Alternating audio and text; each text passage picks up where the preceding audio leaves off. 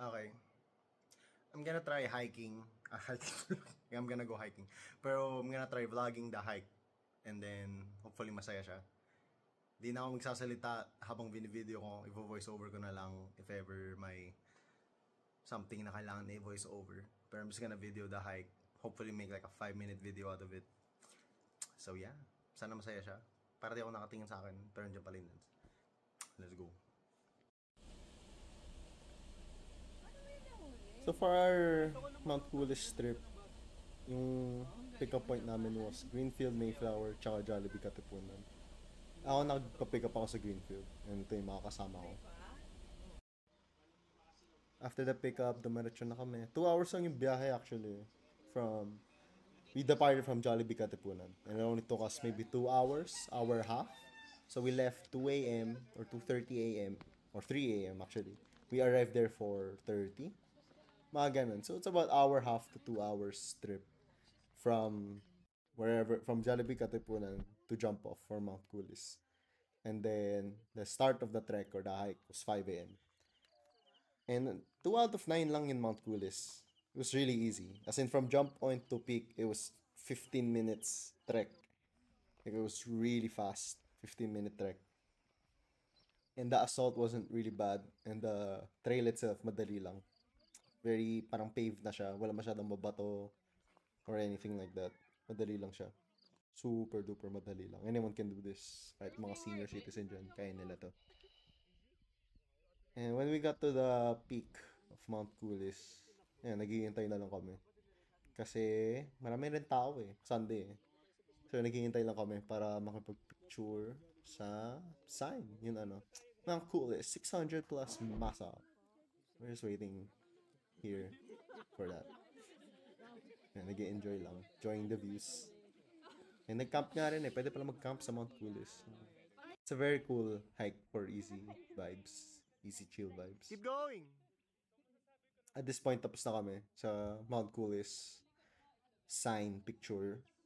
And we're just chilling again. Again, my hike was just very chill. We didn't really do much. Most of the time, we were just resting and talking and enjoying nature. As you could see, ang ganda. Napakaganda talaga ng Mount Coolest. I think, view-wise, it's the best that I've experienced in Tanay Rizal. So I've been to Nagpatong and Daraitan. And Mount Coolest has some of the best views. As in, ang ganda. It's the crux! It's the crux! Ang ganda talaga. Gago kung namatay ka. And then after the peak, we headed downwards to the Spiderweb. This is another photo ops Mount Coolest offers. Naghihintay na lang kami. Wala kami ginagawa. Naghihintay lang. Kasi may gumagamit na. Here's a short clip of a cute cat. Yung bite ng cat na to. Hopefully for whoever goes to Mount Coolest next, you see this cat. It's a very nice cat. Very soft. Very strong. Has beautiful lads. And we finally reached the Spiderweb. It was our turn na. This is just us trying to get on it. Ang hirap. So, may ginawang forbidden technique. Ang sakit niya actually. Pero ang tingnan in video. Boom! I just rolled over. Ako yan. Wow! Sige nga. 3, dive! 2, una! And then from here, just gonna see some clips of us getting some nice shots. Salamat sa tour guide namin, si Kuya, tsaka si Ate. Si Ate yung nag-re-record right now. Gamit ibang phone. Naka-portrait eh. Kaya nung nilagay ko tong video na to, nag-clip ko siya together. Kaya ko siya i-zoom in. So medyo pumangat yung resolution. Pero either way, I think maganda pa rin.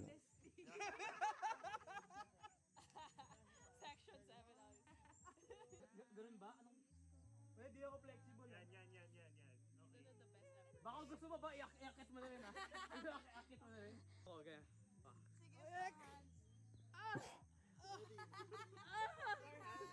Editing magic.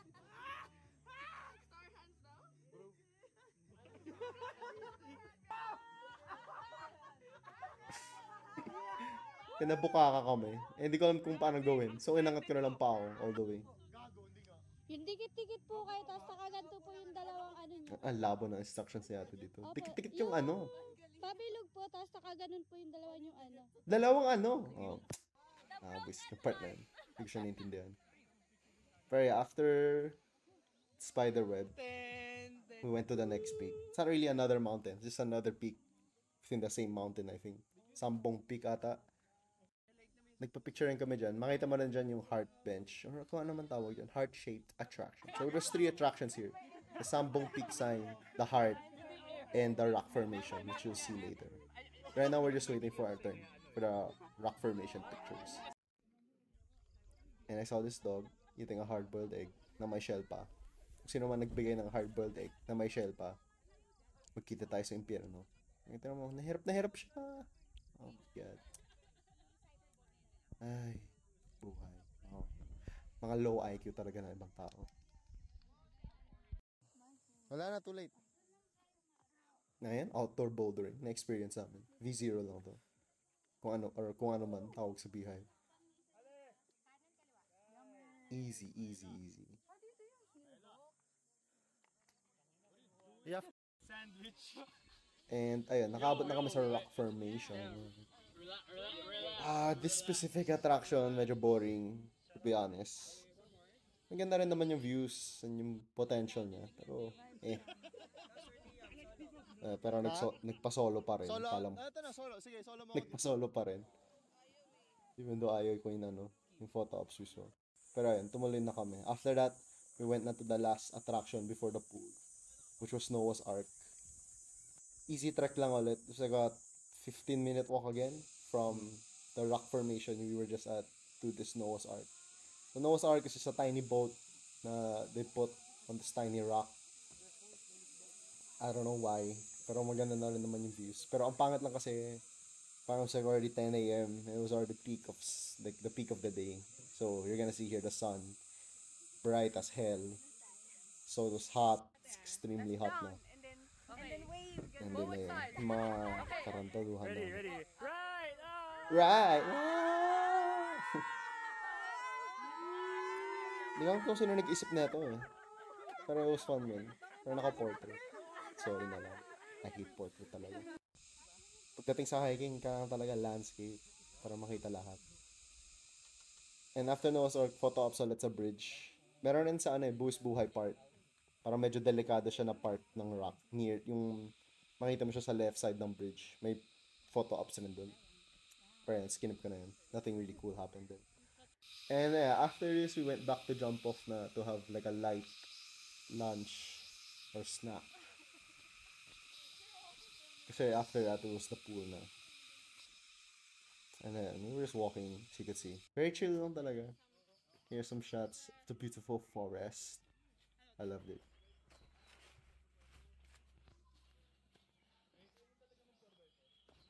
No! Ba't ako mag-no?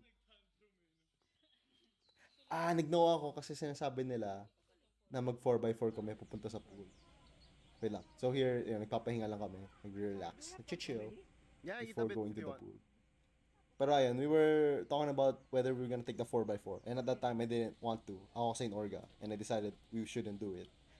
But when I talked to yung mga tour guide, sabi nila na yung 4x4, mabilis lang. Kasya kami lahat sa isang 4x4.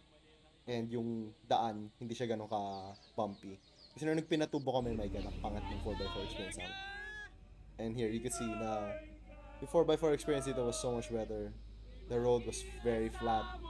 Had some roller coaster moments, but overall, it was quick and fun. And given the fact that it was, peak day na, afternoon na, by the time we started heading towards the pool. The 4x4 was an amazing, or was a great decision. So if you go to Mount Coolest, choose the 4x4. Going to the pool from jump off. It's really fun. Nagsisigawan na kami dyan.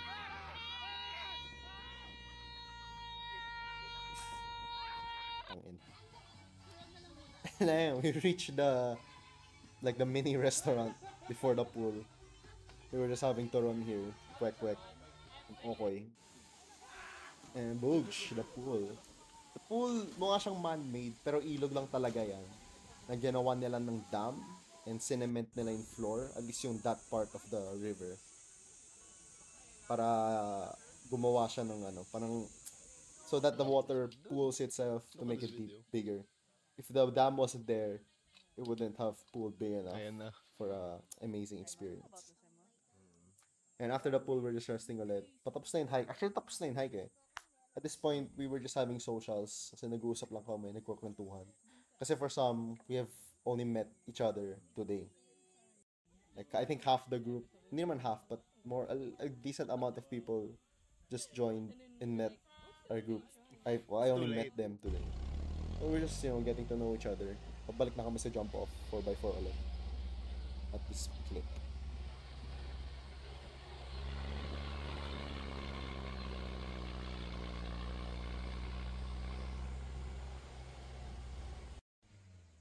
And then, here comes the socials. This whole, from here until the end of the video, it's just socials. We're just socializing and eating. Which I think is the best part about hiking. One of the best, if not the views. And the struggle of going up the mountain. It's the socializing aspect of it. We get to meet a lot of new people. Get to know who they are, where they come from. Yung mga stories nila. Ay, nag-alak pa nga kami. That hike was so easy na we decided to drink right after. Then, with the Walter White niya yung alak. Hindi yan gin tang, it's iced tea and gin. First time namin yung matikman. And if you have ever tried it, Okay, oh, isa you na haven't ba si tried it. T-Boy Sisig? It's really delicious. Ba't kayo may koleksyon ng tayo ng mga kaibigan nyo? Hindi ko alam paano napunta doon. Pero yan, may collection sila ng mga tayo ng kaibigan nila. Oh, video ba to o picture? Yeah, someone better ask. Because I don't have any. Puta ka lang ko, ikaw yung may tanong. And then, we're about to leave na. And yeah, that concludes Mount Tulis. It was fun. I'd give it an 8 out of 10 experience talaga. I think everyone should try it. Lalo na yung mga beginner hikers na.